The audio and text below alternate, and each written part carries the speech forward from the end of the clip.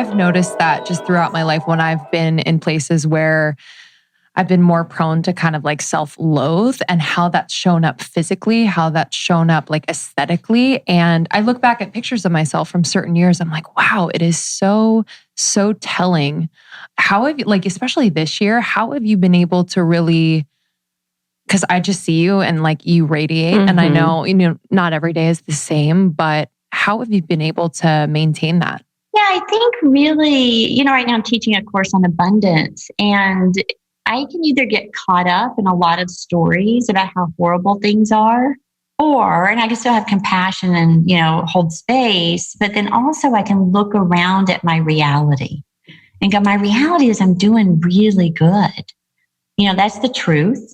The other is some version, some story that I don't even believe. And I remember this.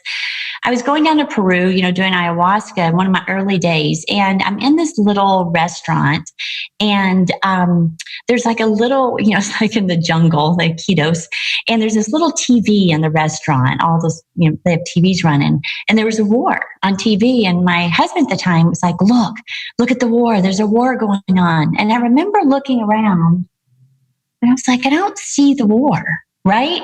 And he's like, "No, it's right there." And I'm like, "I see what you're seeing on television, but my reality is I'm not experiencing a war.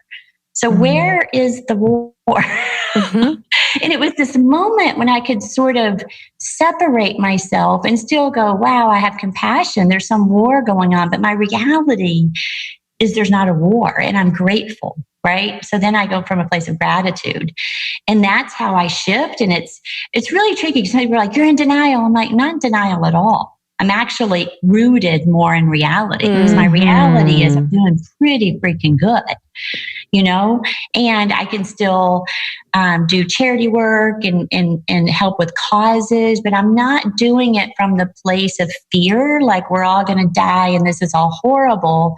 I remember Mother Teresa said, they invited her to a protest on war. And she said, well, when there's a peace, movement, let me know and I'll come there. So it's just that different energetic that I try to keep myself in. Is go, okay, what is reality? Like, what's real here? Because I can get caught up in all kinds of stories.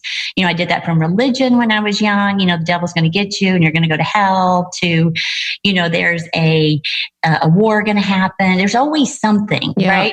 It's just like, it's like right now it's the pandemic, it's COVID. Oh my God, that's the bad thing. But there's been so many bad things over my life. And I kind of go, the reality is I don't have COVID. I'm doing pretty good. Yes, I have compassion. There are people that are, and my heart goes out to them, but I also have to stay rooted in my truth and my reality. Yeah, that was my biggest thing for everyone this year was like, I had to remember I woke up healthy.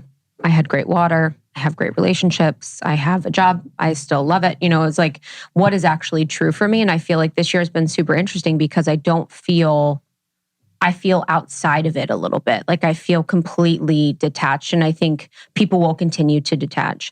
But I think it's also interesting too, what you were talking about is like the energy that we come at things with. And I think that's been really true for this year, where I saw a lot of people acting, as an example, with voting. They were voting against something rather than for something.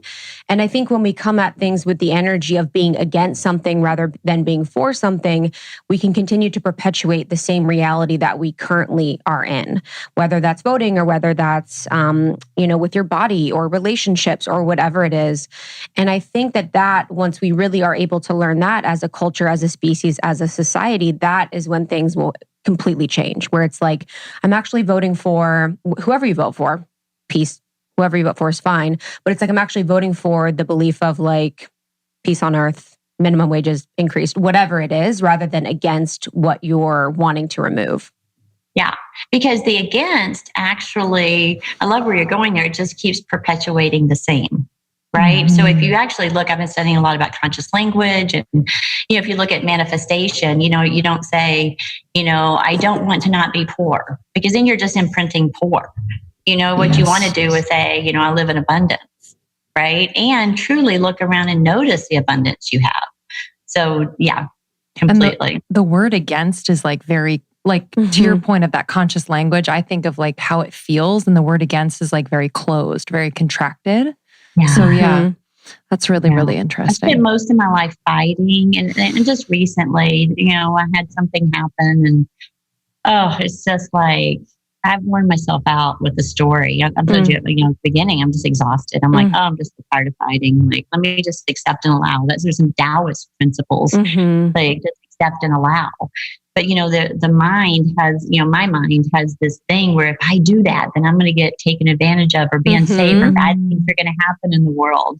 So it's always this dance like, can I accept this, 100%. Yeah, that's like the real work is the unattachment to the story and then the unattachment to the outcome itself. Thank you so much for tuning in to Morning Microdose by Almost 30. We hope you enjoyed waking up. As always, we encourage you to take what resonates and leave the rest.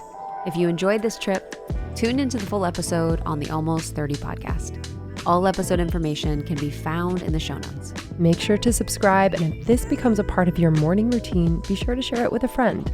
We have new inspiring doses Monday through Friday. Follow us on Instagram at Morning Microdose, and follow Almost 30 at Almost 30 Podcast.